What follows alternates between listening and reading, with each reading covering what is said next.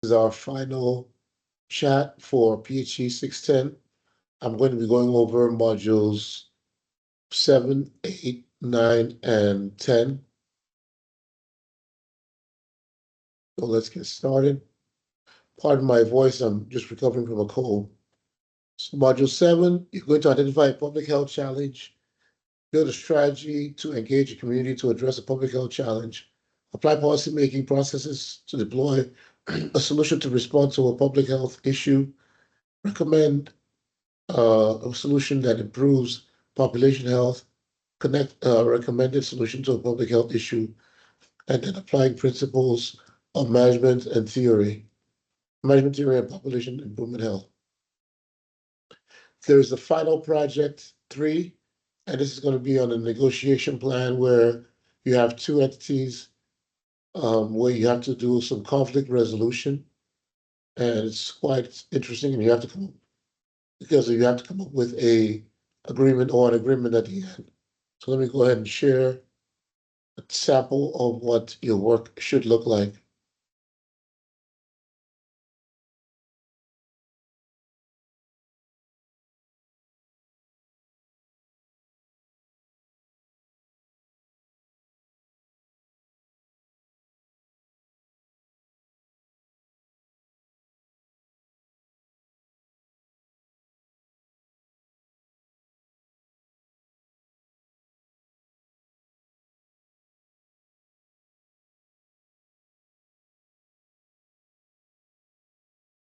So your work will be a PowerPoint presentation or done a PowerPoint presentation. The sample presentation talks about minimum legal age for the sale of tobacco or tobacco-related products. So right off the bat, you're going to know that uh, tobacco companies are going to be one of the stakeholders or one of the people. And in this case, the FDA is another stakeholder. The FDA obviously wants um, the age to be increased to 21, and stakeholder B, which is Philip Morris, um, they produce a lot of cigarettes, have their own demands and their own agenda. So your job is to basically determine what is the best course of action for resolving the issue. And you're going to end up coming up with a BATNA, basically the best agreement um, practice or for this situation.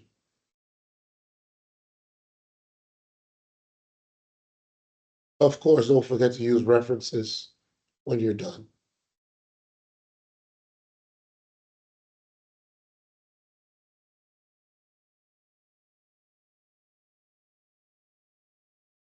All right, so I'm going to move on to module 8.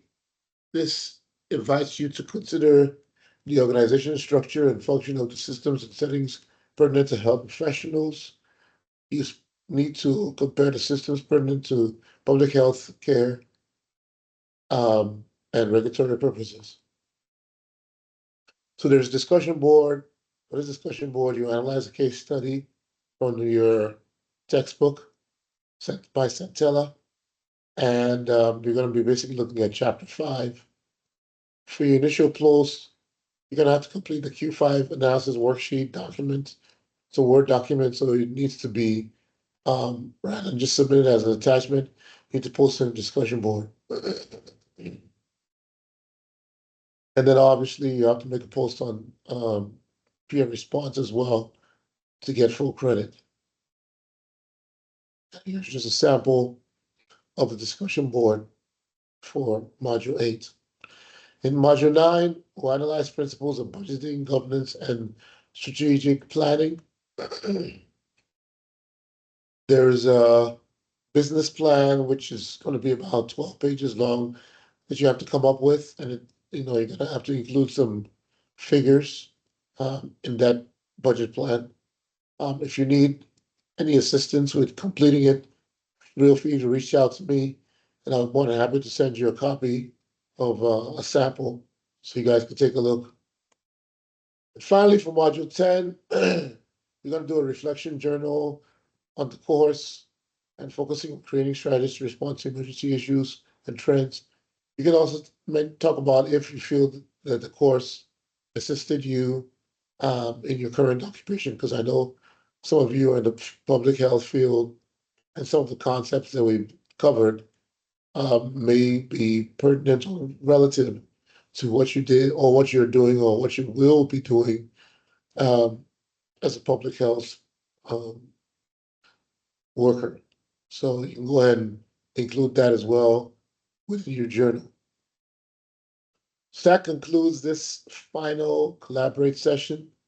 Um, please make sure you go ahead and complete any and all remaining work for this module, this week, I should say, and start working on, get a head start and start working on other modules.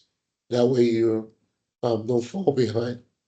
If you have any questions, feel free to reach out to me in my email, t.obenson at Columbia Southern, I'm sorry, at southernnewhampshire.edu.